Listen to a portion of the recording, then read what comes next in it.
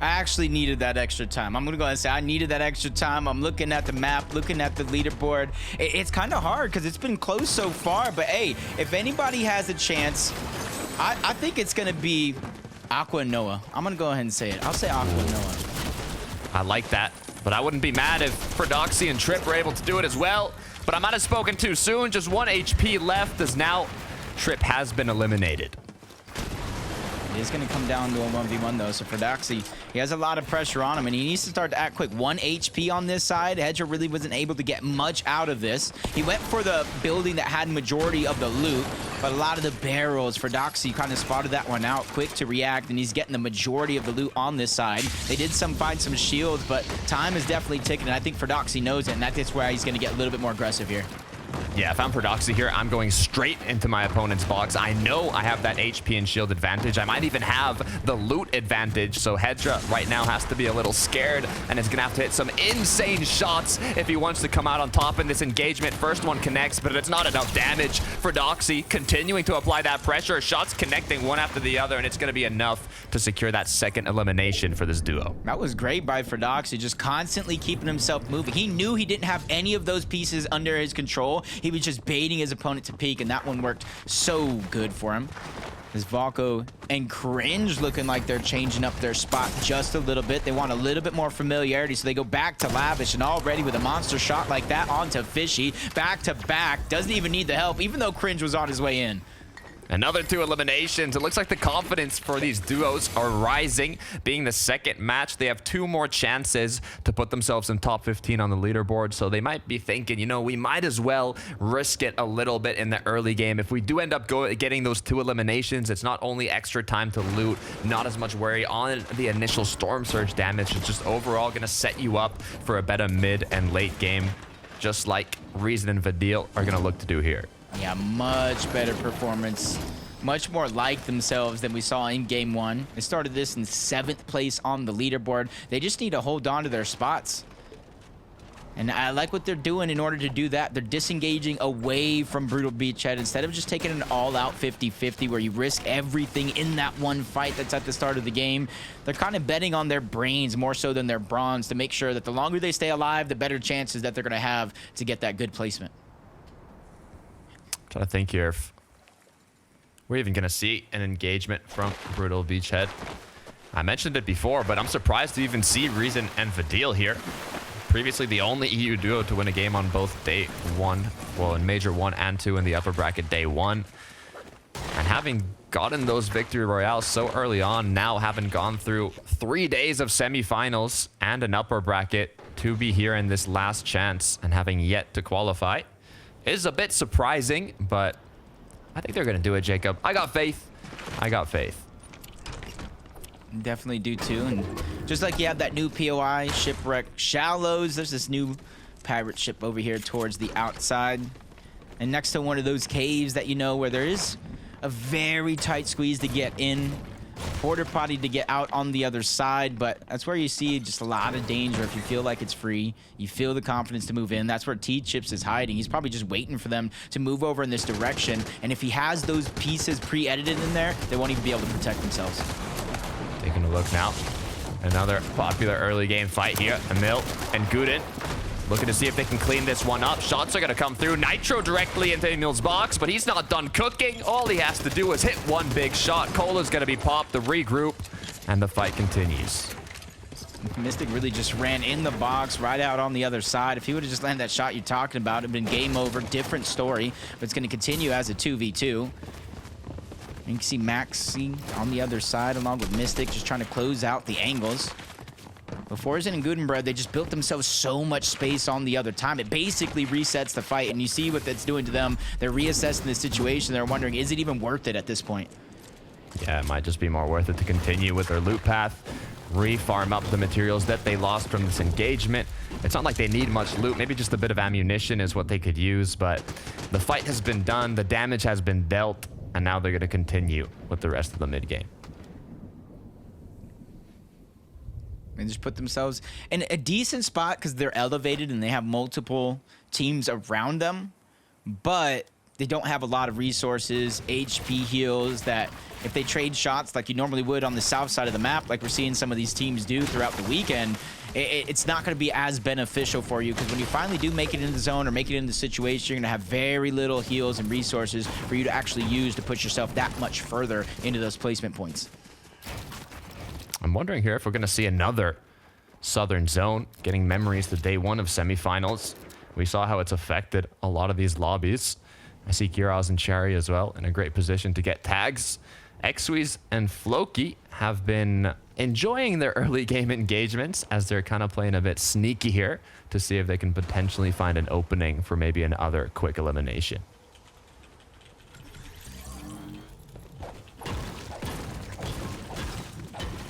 There's a lot of teams over here towards Sandy Steps, and throughout the day we have been seeing more and more teams move over in this direction, as I think I saw Vidil and Reason both go down in the feed.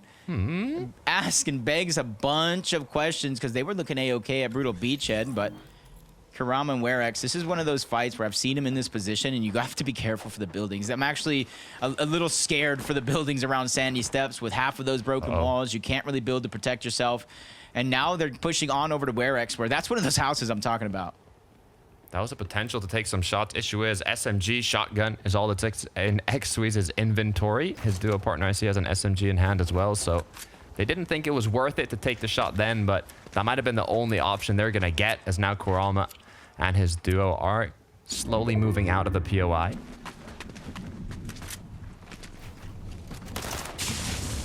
It's just with the zone moving over in this direction, really nowhere for anybody else to go, so they can keep putting pressure on just like this. Floki clears the tunnel on one side. Skvii is going ahead and taking the risk to go on the other, but Robon now appears, making a much riskier fight. Three teams now looking to battle it out, and Skvii and Floki, they took the memo. They said, hey, we're going to back up, make it a little safer, but as soon as they know that Robon is disengaging on out, choosing another direction, he goes right back in, but it might have been just a fake out. This is the situation where you kind of have a couple options. If you see that a duo is starting off an engagement, first of all, if they know there's another duo close by, normally you're not going to want to take that fight because you know you're almost guaranteed to get third party. You'd have to finish it incredibly quickly, which is probably why Raban decided against it.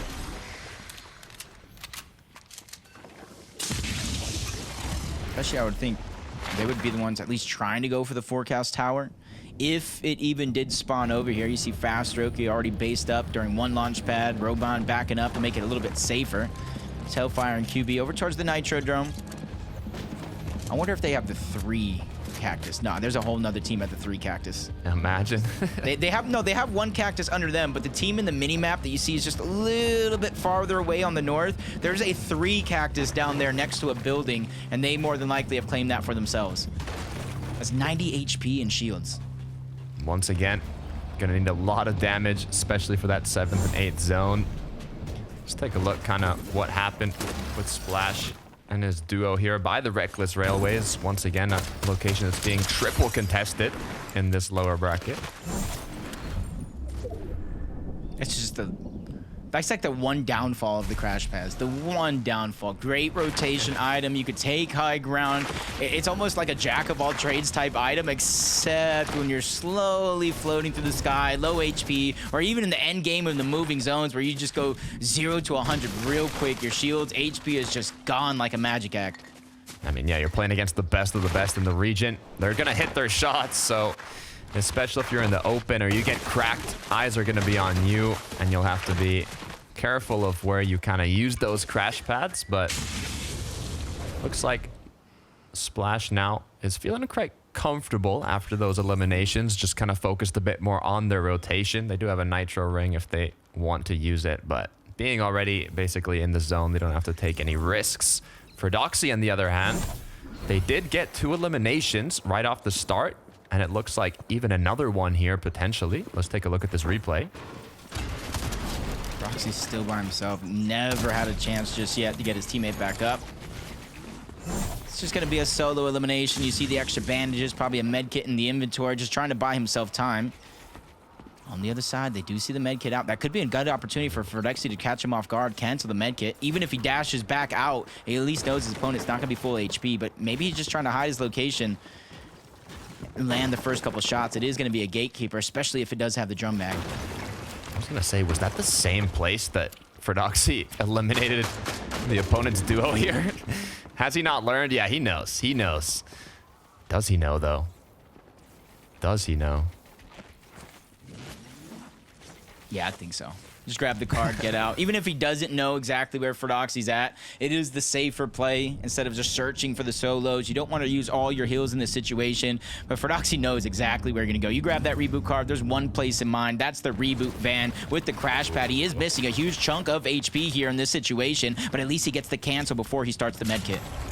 Medkit's now popped. The question is, yeah, the reboot is going to continue. If Fordoxy doesn't cancel this medkit, I don't know if he's going to have time to stop it. As right now the clock's ticking, second by second, the reboot has been stopped, and the engagement continues. He only has one med kit left, and he has to pick and choose the perfect time to use it. As Fordoxy still trying to nitro into the box, getting it weak first before he runs in and tries to stagger him with the bash. And he's making sure to go over his head, cut off a lot of the pass, and that's something that we've seen with the reset coming through, but the first shot's gonna land, shield's gone just like that. Fordoxy second-guessing the situation and even trying to disengage out altogether, and I think that's gonna be a double disengage. They realize there's no winning this fight, even if you do get the elimination, so I think they made the best choice for themselves. Double disengagement. One player gonna try and reboot there by Mount Olympus and Fordoxy. I wonder where he's going to try and reboot. Issue is they are quite far from the zone. There's going to be players boxed up already looking back at the edge.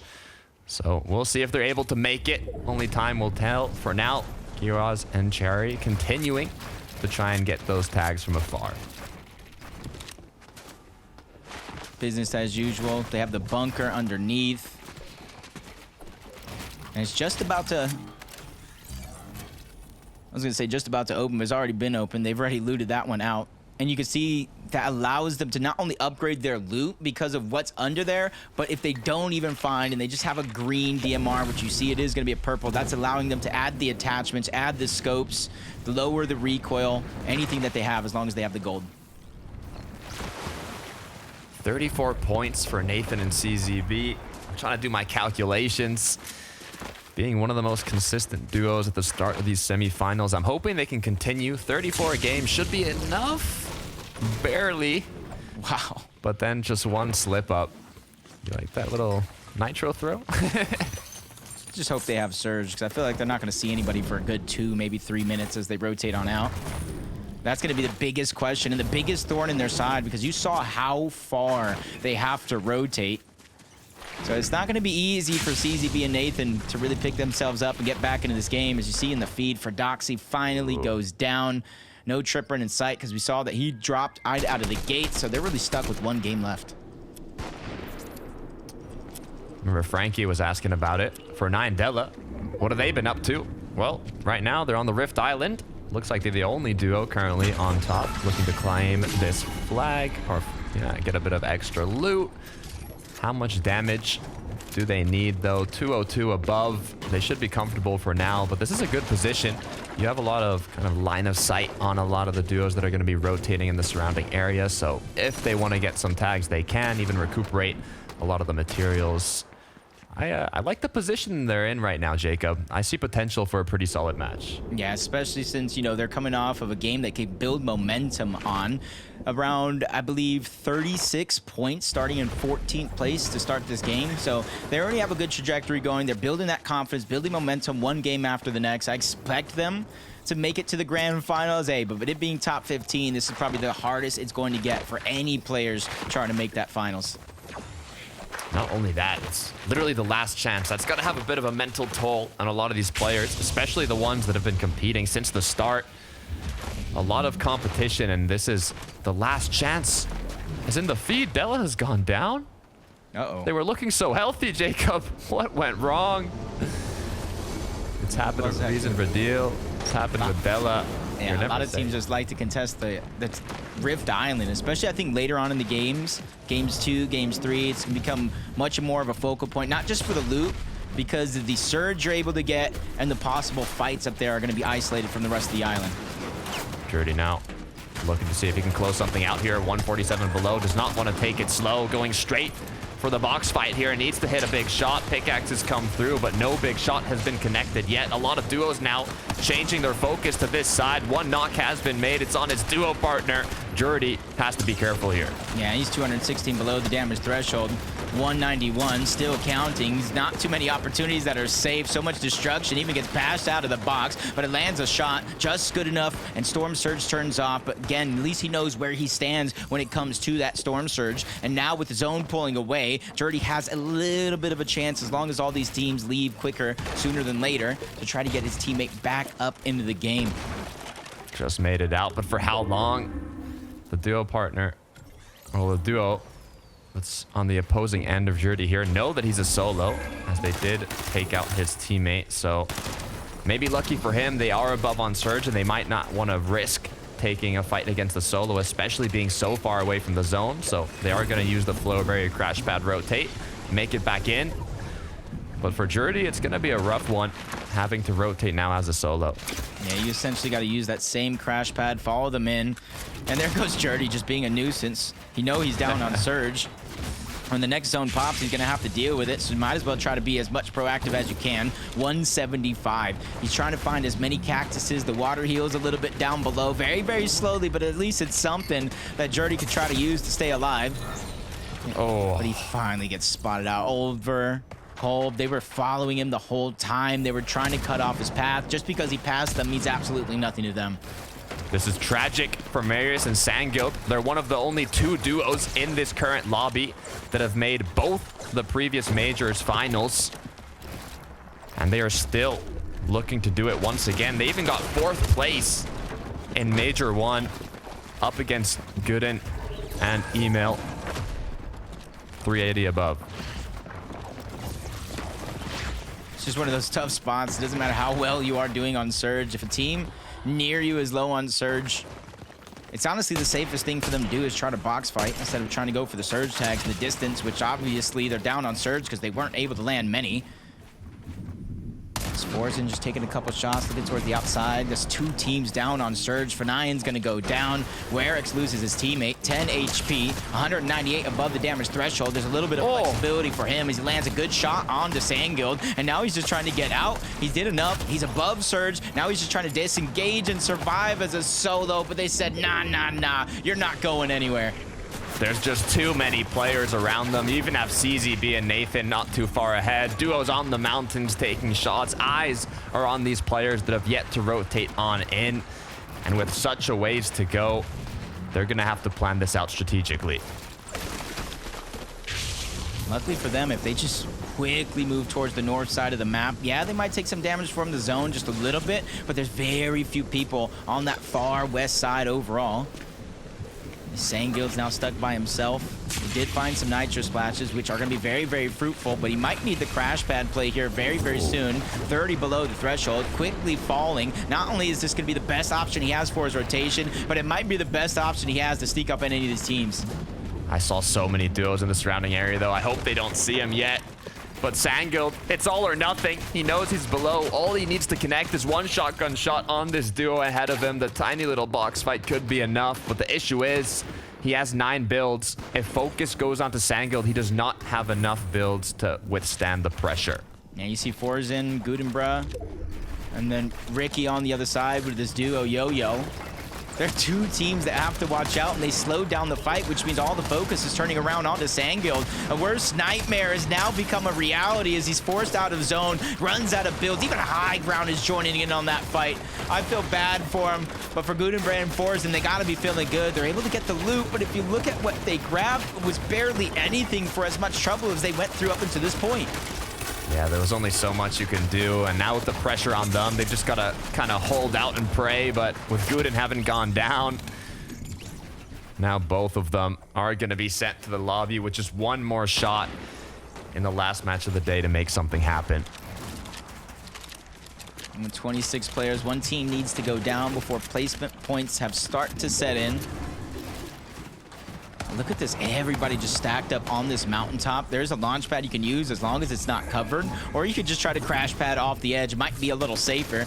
Either way, you're gonna see a good portion of the lobby just flying through the sky, trying to get their spot, even recycling as many of these launch pads as possible. So that way they can use theirs when they need it most to close that final distance before they're safe in the zone. Making it into zone. It's a risky position, though. There's so many boxes. They're not even sure which ones are occupied, which ones aren't.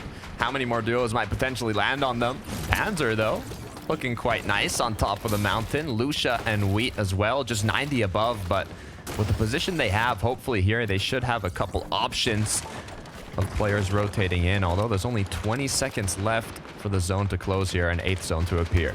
Yeah, luckily there's not too many players that do need to fall before Storm Surge.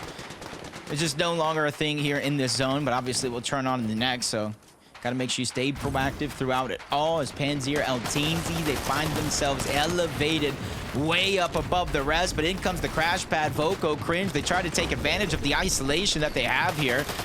But they said, hey, we got enough. We don't need to risk this fight. We're elevated. We have high ground so that we can just go ahead and tag anybody trying to rotate, and then now we can rotate with the farthest distance ourselves. I mean, that was their main focus, but it looks like Panzer might want to stop them as they've chosen to get ahead of zone, but they're not going to use all the builds it would take to build up zone. All these players now that are going to crash pad in will be landing on top of them, building structures, so it's incredibly risky to even open up your edits there. For Cringe and Volko, though, opportunity is what these players have now to do damage. Look at their line of sight. Basically every duo in the lobby they can see. Just unfortunately, you have such a great position in the lobby, but then you have a Harbinger SMG. It's not even a Thunderbird. So you're getting damage here in this situation with how good their position isn't going to be as easy as it seems. It's mainly going to rely on Volko and these Thunderbird shots, and at least they're landing some, but they quickly fall and further and further on that threshold line, but at least they're above. And now with the crash pad, they're going to get a chance to fly through, try to tag up some players, or maybe just land on one altogether. Looks good so far. Giraz Chari as well landing. Both duos actually going to land beside each other. Kolb as well, you can see doing a sneaky little rotate, but for Hellfire and QB, they're looking for damage on this rotate. And once the zone already closes, you won't have as many chances to take those shots, so you got to maximize your opportunity right now. And truly just trying to get over that building on the tail edge, runs into another duo. Luckily, they're starting to rotate, but at any moment they can look back. Hellfire and QB are just making it harder and harder for him to survive. But now it's their turn. Start to plan their rotate. That's why peeking through the cone for the information is absolutely vital. Do you take a crash pad, Flowberry Fizz, Nitro, or do you just kind of go it alone? It's a difficult decision. Sometimes it really depends on what's happening in your surroundings. For Lucia and Wheat, 15 builds, only one med kit, no shields, and I don't even see any mobility in both players' inventory. They find a bit of loot, but was it a trick? Dropped down to 65 HP and now forced to rotate.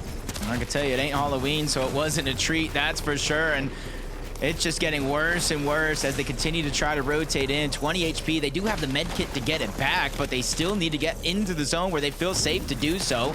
They're just hoping right now they can stagger themselves back long enough, let the zone catch up, but it's not going to be easy for anybody to try to survive, especially with little resources that they do have. And even though Volko and Cringe have had the high ground for zone after zone, this is the moment here where a lot of those contestations will begin to set in. The whole end game, Volko and Cringe have been holding on to it. All these moving zones. The issue is you see them now looking ahead. They want to connect to these structures that are in front of them, but will they tank enough zone? Nathan CZB and a bit more pressure down below. They have to be careful to not put themselves in a risky situation. Man, they're playing more like themselves, though. The consistent game we know they can have. Elevating themselves, knowing we're going up that mountainside before we land at the top of the hill. They want to go early. We want to be one of the first teams there. They don't want to wait and get staggered behind, but at the cost is going to be a lot of their materials. So when they make it up that mountain, they're going to have half of when they started.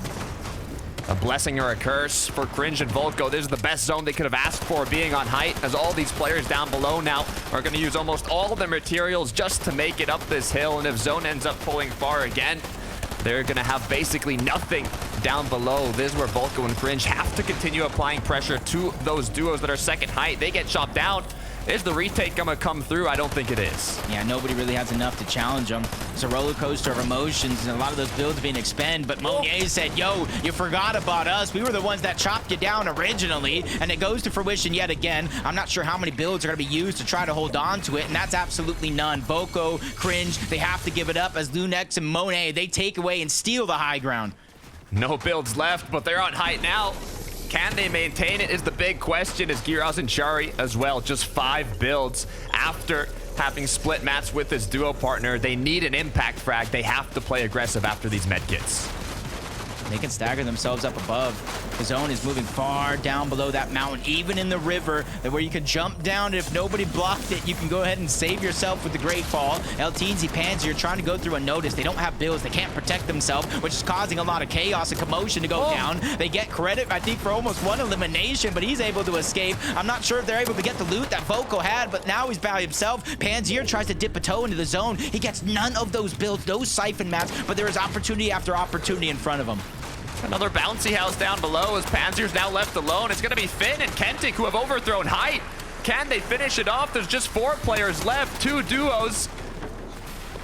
Well, everybody was distracted using their builds going up the mountain. They were waiting. They were peeking through the cone. They spotted that perfect moment, and they got the green light to go. But Tjino, Skvii, they're down below on the low ground. They have so many builds. They can claim so much space. It's not going to be an easy win for the high ground, and that's why they're feeling the confidence. Great shot yet again, backing down their opponents, building up that momentum here for a great finish.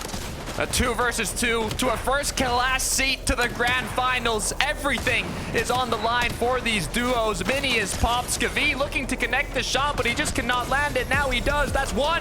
Can he get the second? Yes, he can. Tjino and Skvii are going to finish it off strong, securing the win. 3, 4, maybe even 5 different high ground switches throughout the game. They expended so many mats just to get up that mountain. Finn and Kentic, I feel like they were just recycling, using the mantle, picking up the refreshes because they were so healthy when it came to those materials, and that's what gives the confidence.